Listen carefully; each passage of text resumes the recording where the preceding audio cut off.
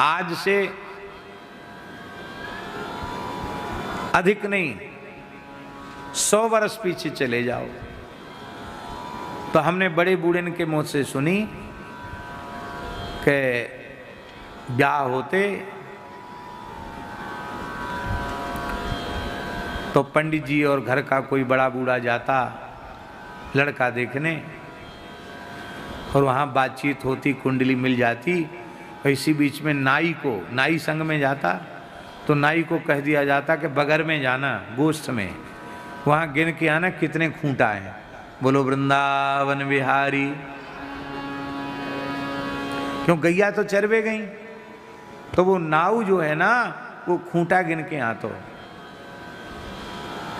और वो इशारे में बता दे तो कि इतने खूंटा की सार है,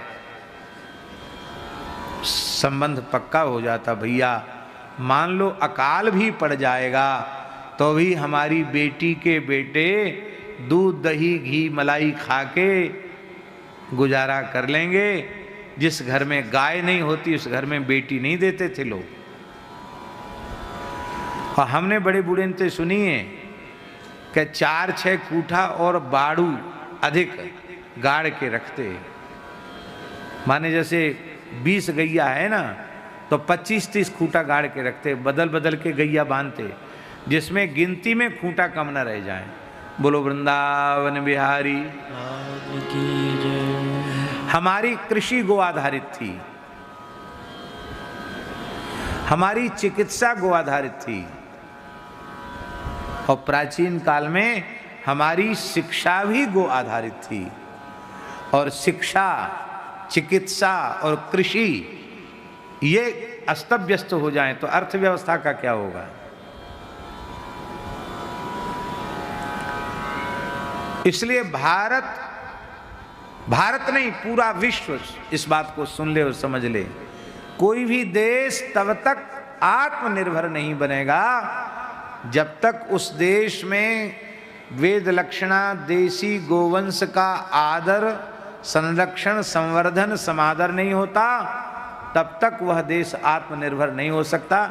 आप बहुत दूर जाने की आवश्यकता नहीं। अमेरिका की क्या हालत है,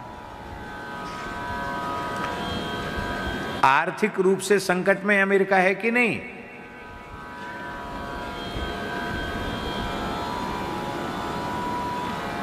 इसलिए बड़े बड़े आर्थिक सुधार सोचे जा रहे हैं और ये प्रयास किया जा रहा है कि हम कोई बुरो माने चाहे भलो माने, हम किसी भी तरह से आर्थिक व्यवस्था को सुदृढ़ करेंगे।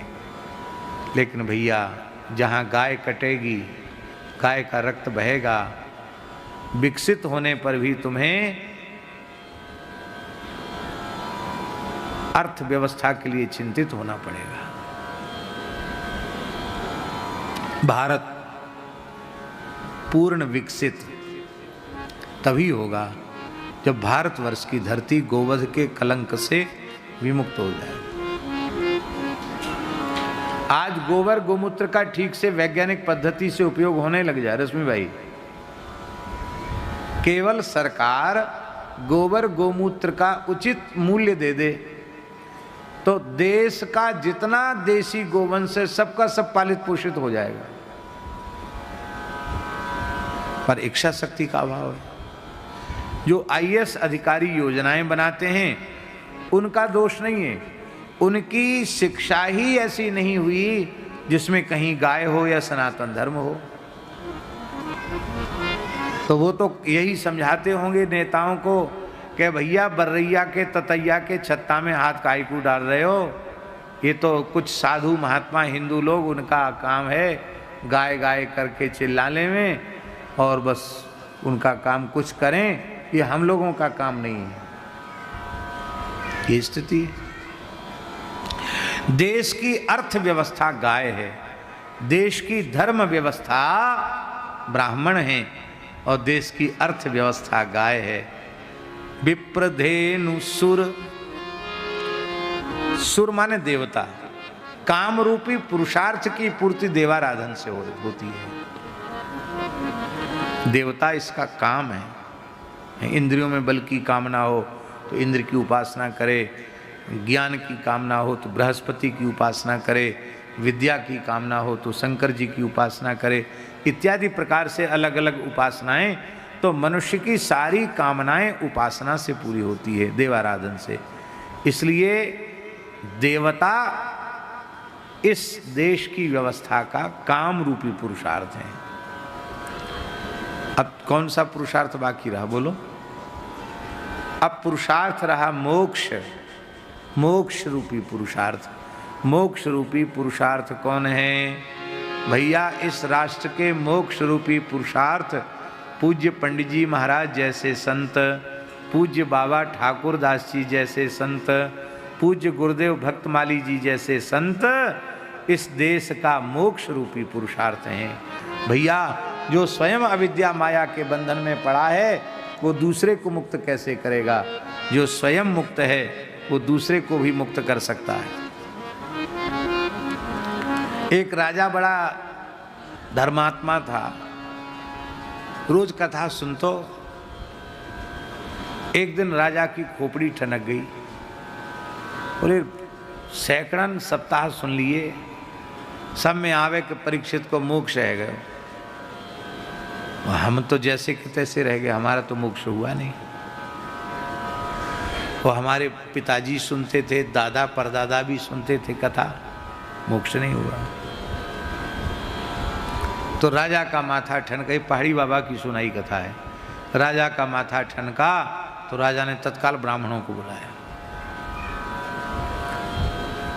अपने मंत्रियों को भी बुलाया, ब्राह्मणों को भी बुलाया और बोले महाराज हमारा मोक्ष क्यों नहीं हो बताओ?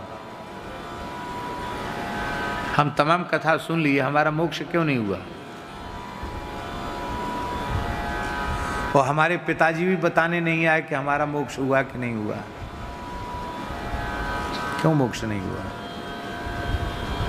हम झूठे कि भागवत झूठी कि आप झूठे? मैं किसी न किसी एक को तो झूठा मानना पड़ेगा। अब ब्राह्मण बड़े संकट में पड़े, राजा को झूठा बतावें तो उसकी त्योरी और चढ़ जाएंगी। बोले हम झूठे ही थे तो हमको सुनाया क्यों? खाली दांद चना लेने के लिए? भागवत को झूठा कह नहीं सकते, प्रत्यक्षम कृष्ण है, प्रत्यक्ष कृष्ण है, इसको झूठा कहें तो राजा तुरंत कहेगा झूठी चीज हमको सुनाई क्यों? और ब्राह्मण कहें हम ही झूठे हैं तो कहें फिर जब तुम सुनाने लायक ही नहीं थे तो सुनाया क्यों? अब ऐसा विचित्र प्रश्न हो गया, इसका समाधान किसी के पास नहीं, सब निरुत्तर हो गए। राजा ने कहा कोई बात नहीं, जाओ अपने घर में चले जाओ, कल पूरा दिन है, सूर्यास्त होने के पहले पहले इस प्रश्न का उत्तर आप लोगों ने नहीं दिया तो कान खोलकर सुन लो, आप लोगों को हम दंड तो नहीं देंगे क्यों ब्राह्मण हो, पर हमारे राज्य की सीमा से बाहर निकल जाना, चाहे जहाँ मांगो खाओ, यहाँ हम ब्राह्मण नहीं रहने देंगे। ब्राह्मणों ने सोचा भैया राजा ने, राजा के पुरखों ने गैया उदई, भूमि भी दई, सब छोड़ के जाना पड़ेगा, कैसे होगा इतना परिवार का पोषण? बड़े दुखी थे ब्राह्मण, समाधान सूझ नहीं रहा था। सब ब्राह्मण अपने कुटुंब परिवार के सहित पंचायत कर रहे थे। तब तक एक फक्कड़ महात्मा एकदम अखंड, महाराज जी सुनाते थे, अखंड भस्म रमाए हुए, एक लंगोटी तुमा का कमंडल, कुछ नहीं, निर्द्वंद महात्मा, निहंग महात्मा जा रहे। उन्होंने देखा कि ब्राह्मण सब उदास बैठे हैं। कहो कहो ब्राह्मणों, आप सब तो भगवान का स्वरूप हो, आप सब उदास क्यों हो? अरे महाराज कुछ मत पूछो, राजा ने ऐसा पूछा है। तो जाओ राजा को पूछ के आओ, कि एक संत हैं वो उत्तर दें तो राजा फिर तो ब्राह्मणों को नहीं निकालेगा। अब पूछ के आते हैं। तो वो ब्राह्मणों के गुरु नहीं थे, पर मनुष्य स्वार्थ सिद्धि के लिए किसी को भी कुछ भी कह देता है, हैं? तो वो सब ब्राह्मण बोले हमारे गुरु महाराज पधारे हैं, हमसे उत्तर दे तो नहीं, हमारे गुरु जी दे देंगे उत्तर। बोले चाहे गुरु जी दो चाहे चेला जी दो, हमको तो उत्तर चाहिए। बोले हाँ गुरुजी तैयार हैं। आगे गुरुजी उत्तर देने के लिए। अभी सूर्यास्त में समय था, दरबार लग गया, क्या उत्तर देंगे? पूरा कचाकच जैसे पंडाल भरा है ऐसी दरबार भर गया। महात्मा ने कहा हम उत्तर तो दे देंगे, लेकिन एक शर्त है, हम उत्तर देने के लिए कुछ कौतुक करें तो आपको या आपके किसी मंत्री को इतराज नहीं होना चाहिए, कोई टोका टाकी ना करे। बोले बिल्कुल नहीं करेंगे। तो महात्मा बोले राजन हाथ जोड़ लीजिए। राजा ने हाथ जोड़ लिए। अब अपनी झोली से एक धागे को पिंडा निकालो और उन केवल पूरे हाथ नहीं, केवल अंगूठा में ही 1000-2000 लपेट ऐसे ऐसे ऐसे ऐसे करके कस दिए। फिर पंडित जी के पास गए जो कथा सुनाते थे, व्यास जी, पुरोहित जी। पंडित जी हाथ जोड़िए। पंडित जी ने हाथ जोड़ लिए। उनके भी दोनों अंगूठा में 1000-2000 लपेट लगा के कस दिए। ये अंगूठा इतने महत्वपूर्ण है कि ये कस जाएं तो हाथ, फिर केवल ये कस जाएं तो कुछ नहीं, जोर नहीं, फिर जोर नहीं लगता, इतना वो है इस अंगूठे में। महात्मा बोले बड़े दुख की बात है राजन, एक कथावाचक व्यास आपके कुल गुरु आपके ही समक्ष बंधे हुए बैठे हैं। आप कैसे राजा हैं? आप अपने कुल गुरु को बंधन से मुक्त नहीं कर सकते? राजा बोला जरूर कर सकते हैं, पर हमें तो आप खोलिए पहले। हमारे हाथ खुद ही आपने बांध दिए तो हम पंडित जी को मुक्त कैसे करें?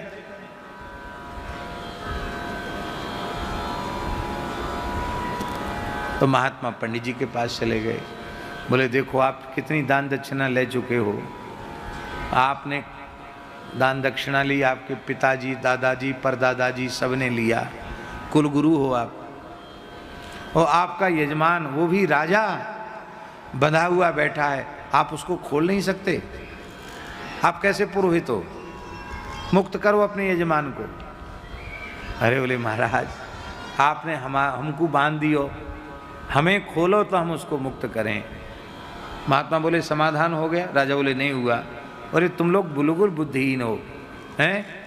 अरे भाई तुम राज सिंहासन से, राज्य भोगों से बंधे हुए हो और ये गृहस्थी के जंजाल से बंधे हुए हैं, तो बंधा हुआ बंधे हुए को क्या खोलेगा? मैं मुक्त हूँ, दोनों को मुक्त कर सकता हूँ। और फट से उन्होंने प्रेम कटारी निकाली और अंगूठे के बीच में लगाई, यों यों 2-4 घिस्सा दिए, राजा मुक्त, ब्राह्मण मुक्त। बोले देखो सुखदेव जी और परीक्षित जी की मुक्ति इसलिए कि सुखदेव जी तो जीवन मुक्त हैं, थक्कड़ हैं, उनको तो कोई बंधन ही नहीं है। और परीक्षित उसने आधी मुक्ति स्वयं की कर ली और आधी मुक्ति कथा सुनकर हो गई। आधी मुक्ति क्या थी? शाप जब परीक्षित को लगा तो परीक्षित ने राज्य त्याग दिया, महल त्याग दिया, परिवार त्याग दिया, पुत्र त्याग दिए, स्त्री त्याग दी, सब कुछ त्याग कर गंगा जी के तट पर आ गए। आधा त्याग हो गया, बचा आधा, वो सत्संग से हो गया।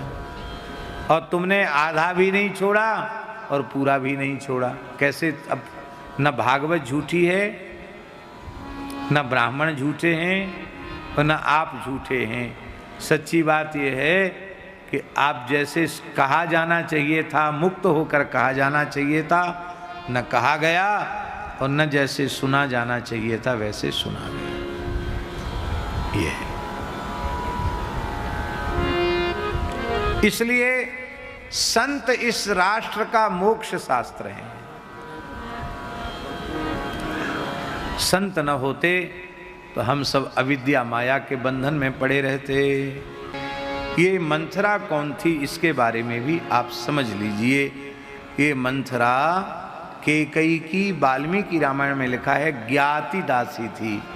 ज्ञाति दासी का अर्थ है कि वो ज्ञाति माने जिस कुल में कैकेयी का जन्म हुआ था उसी कुल में उसका जन्म हुआ था।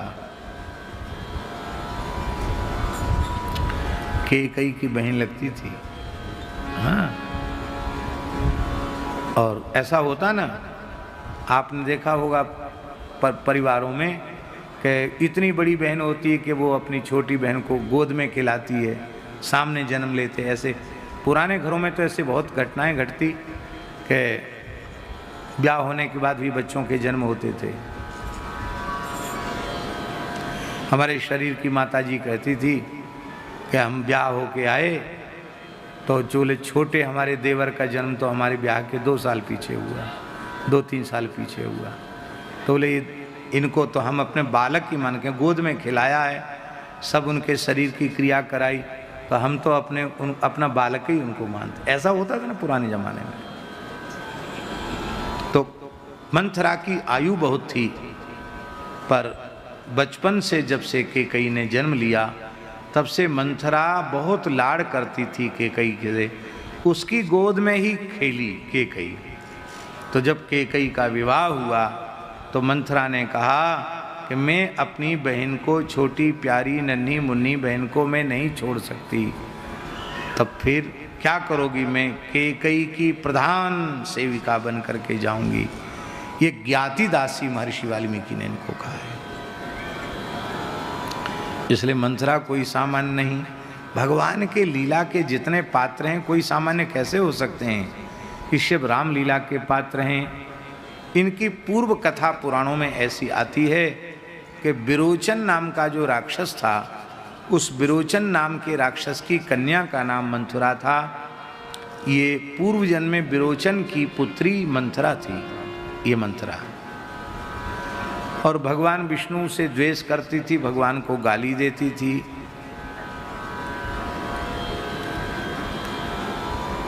तो इंद्र को बहुत खराब लगा कि जब देखो तब बिना बात विष्णु भगवान को गाली देती है, पर स्त्री अवध्य होती है।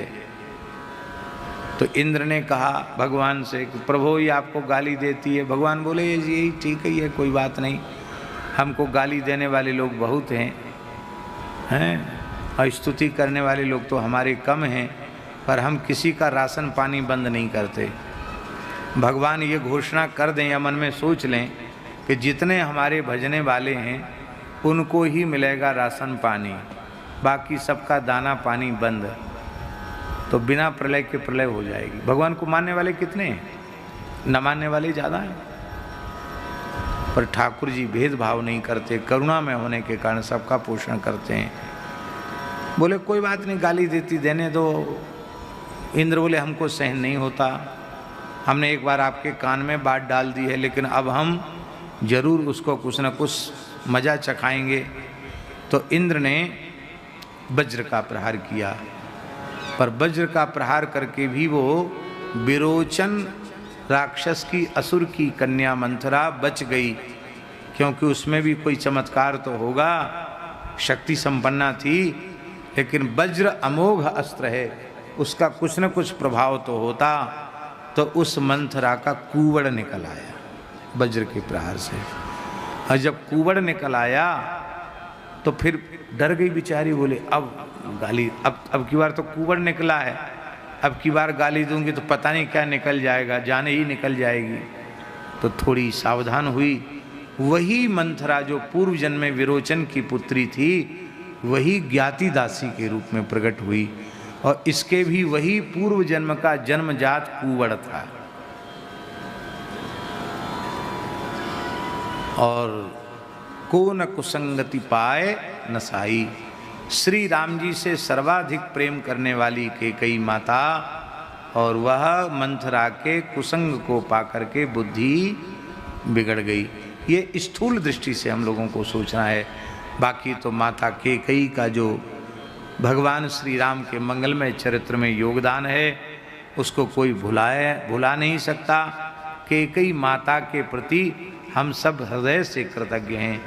उन्होंने राम जी को सबको सुलभ कराया, राम जी को लोकाभिराम कैकेयी माँ ने बनाया। अयोध्या के महल, भैया जी अयोध्या के महल की चहर दीवारी में राम जी रह जाते तो राम जी का जो लोकाभिरामत्व है वो कैसे प्रकट होता है। बंदरों के लिए सुलभ हो गए, रीछों के लिए सुलभ हो गए, कोल भीलों के लिए सुलभ हो गए, शबरी के कुटिया में जाकर भगवान ने खाया है। ये सब जो राम जी के जो दिव्य गुण हैं, उन गुणों का प्रकाश कैसे होता है।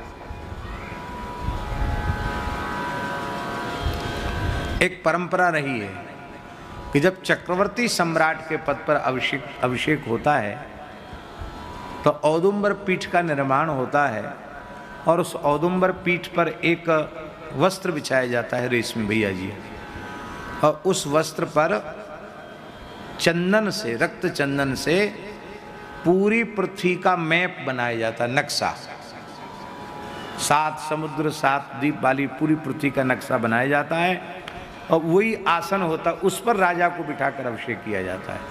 उसका अर्थ होता है कि पूरी धरती का ये सम्राट है। तो ये परंपरा रही है चक्रवर्ती सम्राट के अभिषेक तो होने की। तो कैकेयी ने कहा ये आतंकवादी उग्रवादी पंचवटी तक आ गए हैं, खरदूषण त्रिसरा शूर्पणखा और इधर मारीच सुबाहु ताड़का है, और इधर ब्रिज में आओ तो मधु दैत्य लवणासुर, ये सब आ गए हैं। तो ये सब उपद्रव अब आ चुके हैं और मेरा पुत्र केवल झूठी परंपरा का निर्वाह करे, जब तक सारी धरती को दुष्टों से रहित न बना दे, उसके पहले यदि मेरे पुत्र श्री राम का राज्याभिषेक होता है तो वो झूठा माना जाएगा। इसलिए पहले निश्चरहीन करो मही भुज उठाए प्रणकीन, इसके बाद मेरे लाला का अभिषेक हो। दुष्परिणाम क्या हुआ? आज भी कैकेयी अपयश का पात्र है। लोग अपनी बेटियों का नाम कौशल्या रख देते, Kaushalya by, Sumitra by. Kaikeyi by सुनी आपने कहीं? कोई अपनी बेटी का नाम कैकेयी नहीं रखता, कोई अपनी बेटी का नाम मंथरा नहीं रखता। इतनी अधिक वो निंदित हो गई। लेकिन क्या कहना, कैकेयी का त्याग वाणी का विषय नहीं। सन्यास किसको कहते हैं? एषणा त्रय त्यागो सन्यासा, 3 इच्छाओं का त्याग ही सन्यास है। पुत्रेष्णा, वित्तेष्णा और लोकेष्णा। इनमें पुत्रेष्णा वित्तेष्णा का त्याग तो कथनचित हो भी जाता है, लोकेष्णा का त्याग नहीं होता है। मान बढ़ाई की कामना, पद प्रतिष्ठा की कामना। पर जो लोकेष्णा का त्याग करता है वही पुत्रेष्णा वित्तेष्णा का त्याग कर सकता है। लोकेष्णा का त्याग नहीं होगा तो पुत्रेष्णा शिष्येष्णा बनकर आ जाएगी और वित्तेष्णा परमार्थ का लवादा ओढ़ के आ जाएगी। भैया हमें जरूरत नहीं है, पर इतने गैया खड़ी है, पैसा की तो जरूरत है भाई। तो प्रकारांतर से धन आ जाएगा। कोई अच्छा काम करोगे तो धन की जरूरत पड़ेगी कि नहीं पड़ेगी? लोकेष्णा से शून्य होगा तो पुत्रेष्णा वित्तेष्णा अपने आप छोड़ के चली जाएंगी। कैकेयी को पक्का पता था कि संसार में मेरी घोर निंदा होगी, कभी प्रशंसा नहीं होगी। मेरा पुत्र कभी जीवन में भूलकर मुझे अपनी मां नहीं कहेगा। भरत जैसा योग्य पुत्र, और जिस राज्य सिंहासन के लिए मैं वचन लूंगी वो राज्य में से भी फूटी कौड़ी मुझे मिलने वाली नहीं है। मेरा पुत्र कुछ लेगा ही नहीं और मेरे तो किस काम का। तो वो जानती हैं कि पुत्रेष्णा, पुत्र भी हाथ से निकल जाएगा, संपत्ति भी हाथ से निकल जाएगी, मान बढ़ाई मिलेगी नहीं, कलंक ही कलंक मिलेगा। लेकिन संसार घोर कलंक लगावे पर मेरे राम का श्रेष्ठ पूरे ब्रह्मांड में छा जाए, ये कैकेयी माँ की इच्छा है। इसलिए विचारकों ने, चिंतकों ने श्री राम राज्य की जननी, जिस राम राज्य की हम लोग इच्छा करते हैं, उस राम राज्य की जननी कैकेयी माँ को माना है। कैकेयी माँ राम राज्य की जननी है। पूज्य बक्सर वाले महाराज जी कैकेयी जी के प्रसंग को इतने विस्तार से और इतना महिमा मंडित करके बोलते थे कि उनके जैसा बोलना कोई दूसरा भारत में उपलब्ध नहीं, विश्व में उपलब्ध नहीं। किसी भी विषय का प्रतिपादन करते थे वह अपने आप में बड़ा अद्भुत और अनुपम होता था। उनकी रचनाओं में कैकेयी माता की हमने जब क्रमशः कथा कही थी तो महाराज जी के उन पदों का हमने स्मरण किया था।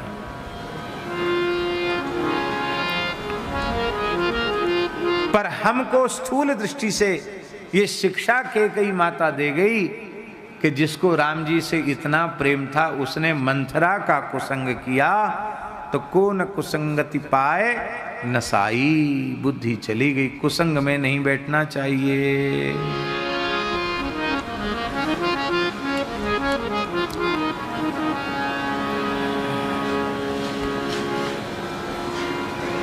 कई आप कहेंगे कि मंथरा के पूर्व जन्म की कथा आपने सुनाई, तो केकई माँ के भी पूर्व जन्म की कथा सुनाई है। बोलो भक्तवत्सल भगवान की। ये सब पुराण पूर्व जन्म की कथाओं से भरे पड़े हैं। हाँ? कहते हैं पूर्व जन्म में केकई माता एक महान तपस्वी तपोधन भिक्षुक ब्राह्मण की पत्नी थी।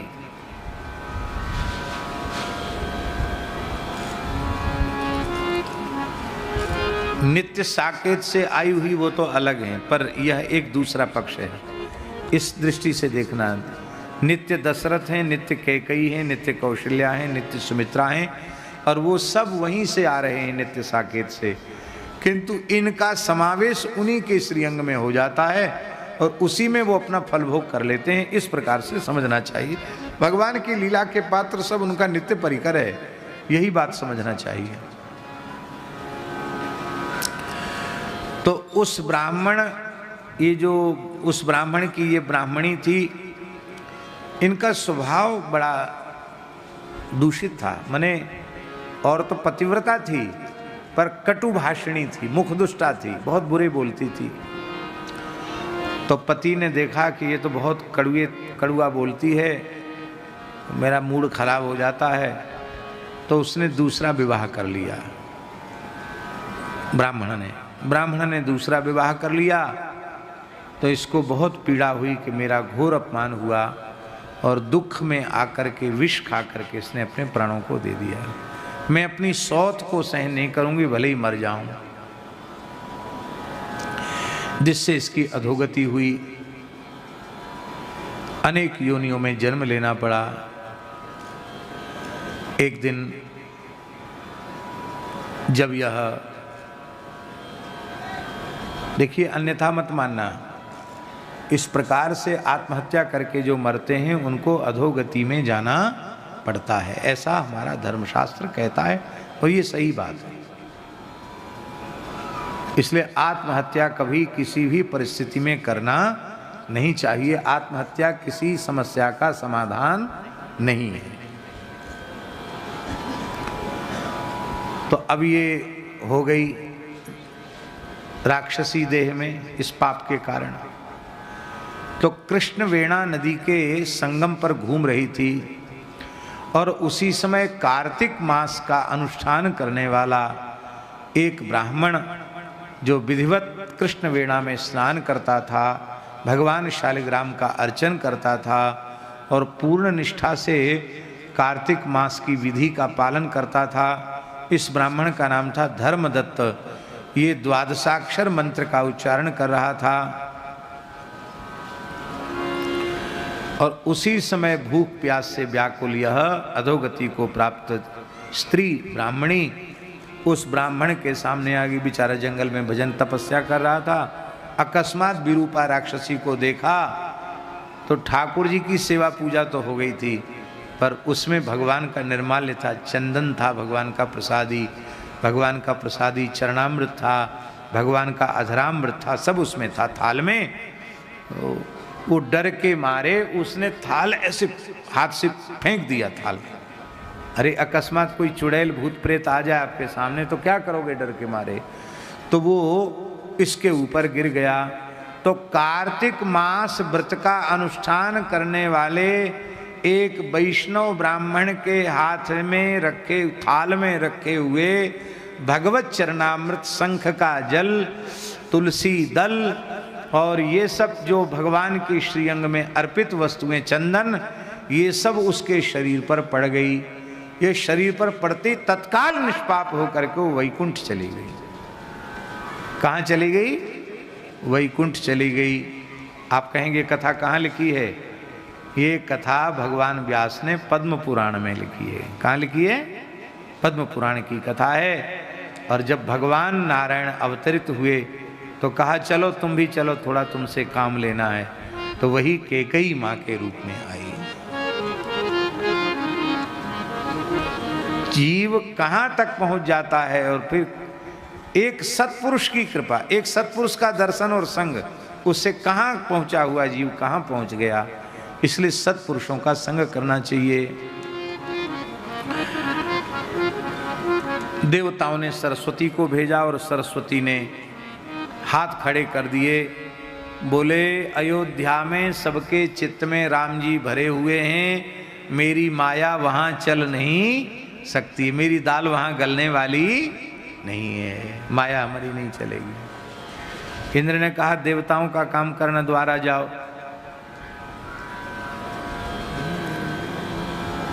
तो एक मिल गई ऐसी जिसका उपयोग किया जा सकता था।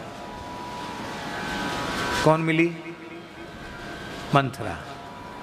मंथरा ने देखा कि बड़ी सजावट हो रही है, छत के ऊपर गई थी घूमने टहलने। उसने राम जी की माता कौशल्या की दासी से पूछा, कहो बहन जी क्या हो रहा है, पूरी अयोध्या दुल्हन की जैसे सजाई गई है, क्या बात है? अरे तुम्हें पता नहीं है, कल पुष्य नक्षत्र में चक्रवर्ती महाराज दशरथ अपने ज्येष्ठ पुत्र श्री राम जी का अभिषेक करने वाले हैं, राज्याभिषेक, युवराज पद पर अभिषेक करने वाले हैं। इतना सुनते ही इतनी उदास हो गई जैसे मानो सांप सूंघ गया हो। हाय हाय, मेरी प्यारी बेटी, मेरी नन्ही सी प्यारी सी दुलारी कैकेयी का पुत्र राजा क्यों न बना, राम का राज्याभिषेक क्यों? ये द्वेष, इसके कारण सरस्वती की दाल गल गई। इससे क्या शिक्षा ली? इससे शिक्षा ये लेनी चाहिए कि हृदय में सरकार ही सरकार भरे हों तो ग्रह नक्षत्र की तो चले क्या, किसी देवी देवता की हिम्मत नहीं है जो भगवान के प्रेमी भक्त की बुद्धि बिगाड़ सकें और भक्त का अनिष्ट कर सकें। हम लोग भक्ति करते नहीं, भक्त के जो लक्षण हैं वो होते नहीं, तो ग्रह बाधा, पितृबाधा, सब तरह की बाधाएं आती हैं। और जब मंथरा का कुसंग किया तो कुसंग करने से जो बुद्धि थी वो भेद युक्त हो गई, और भेद युक्त बुद्धि का परिणाम, भेद युक्त बुद्धि का परिणाम यह हुआ कि 14 वर्ष का वनवास कैकेयी माता ने दशरथ जी से मांग लिया।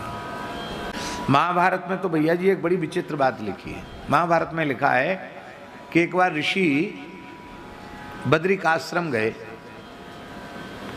तो वहां नारायण भगवान को श्राद्ध करते हुए देखा, बद्रीनाथ भगवान को श्राद्ध करते हुए देखा।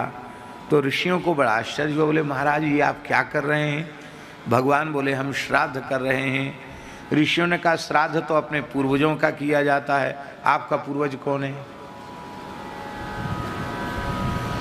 भाई पिता को जल दोगे, पिता के पिता को जल दोगे, पितामह को जल दोगे, प्रपितामह को जल दोगे, पिता मातामह को जल दोगे, प्रमातामह को जल दोगे, वृद्ध प्रमातामह को जल दोगे, तो आपके न तो पिताजी के खानदान में कोई है, न आपकी माताजी के खानदान में कोई है, आप तो स्वयं ही पिता हैं, स्वयं ही माता हैं, आप किसका तर्पण श्राद्ध कर रहे हैं?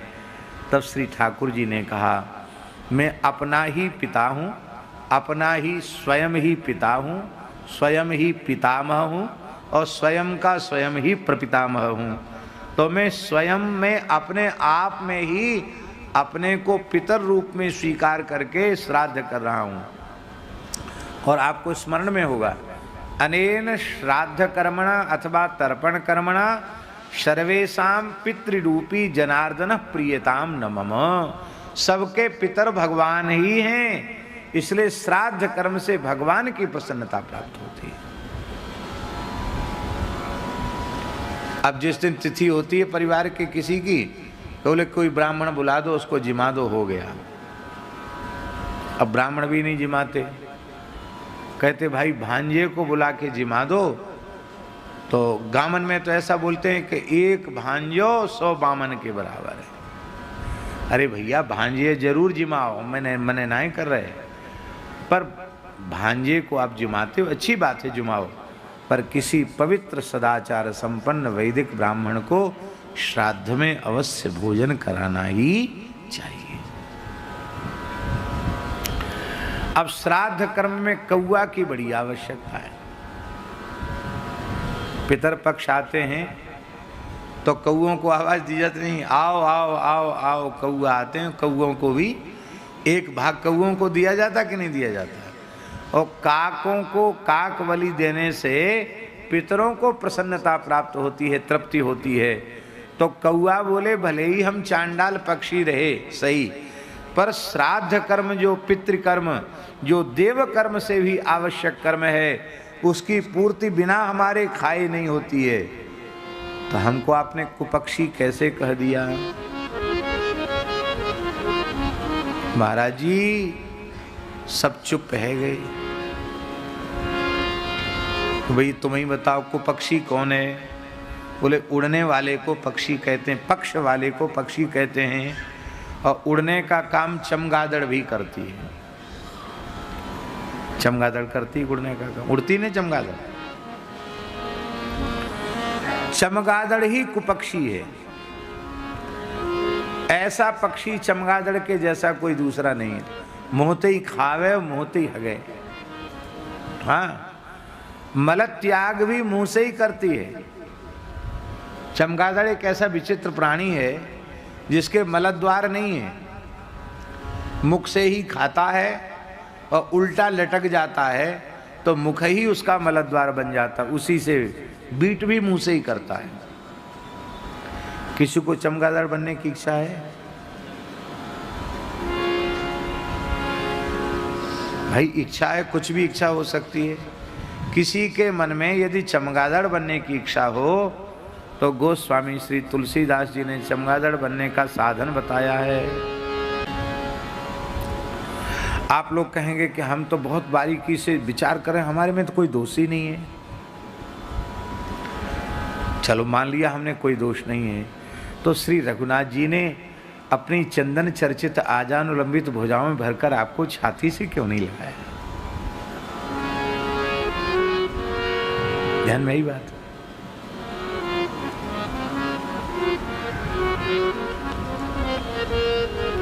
श्याम सुंदर ने अपना अंकमाल हमें प्रदान क्यों नहीं किया?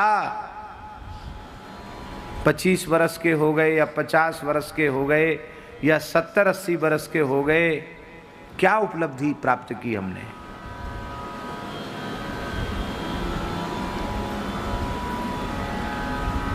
क्यों नहीं हृदय से लगाया?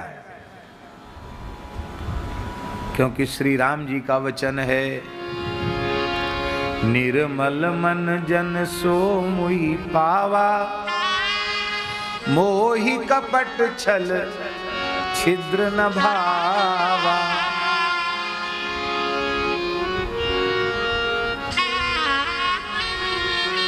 तो निर्मल मन की पहचान क्या है? मनमोहन शरण जी, निर्मल मन की पहचान है जिसमें दो परदोष न दिखाई पड़े, वो मन निर्मल मन है। परदोष दर्शन जिस अंतःकरण में न हो, वो अंतःकरण निर्मल है। ये बिल्कुल पक्की पहचान है, आप लिख लीजिए। इसको इस रूप में भी कह सकते हैं, आंख मूंदे तो भीतर ठाकुर जी दिखें और आंख खोलें तो बाहर ठाकुर जी दिखें। ऐसा हृदय, गोपी जैसा हृदय किसी का बन गया हो तो वो निर्मल हृदय है। आह क्या कहने। कुछ वर्ष पहले हम खिड़ापा धाम गए थे। वहाँ के परम पूज्य आचार्य चरण श्री खिड़ापा वाले महाराज जी ने अपनी प्राचीन पांडुलिपि संग्रहालय से श्री मलुकदास जी कृत महाभारत भी हमको प्रदान किया है, जो हमारे संज्ञान में नहीं था। मलुकदास जी के काल का लिखा हुआ, क्या नाम है उसका? पांडव विजय सरोज। और अब पांडव विजय सरोज में गीता जी का भी बहुत सुंदर भाव मलुकदास जी ने दिया है। वो उसमें से गीता को अलग निकाल करके वो अभी प्रेस में है। और श्री ठाकुर जी की कृपा से रेवासा धाम में श्री कृष्ण जन्माष्टमी की पवित्र तिथि पर श्री मलुकदास जी की वाणी में श्रीमद् भगवद गीता का विमोचन हो जाएगा। महाभारत जैसा विशाल काय ग्रंथ लिखा है। महापुरुषों ने कितना समाज को दिया है, राष्ट्र को दिया है, वर्णन नहीं किया जा सकता। और उस समय तो प्रचार प्रसार का युग भी नहीं था, तो क्या प्रचार प्रसार के लिए लिखा उन्होंने? ये उनका चिंतन है, एकांतिक चिंतन है।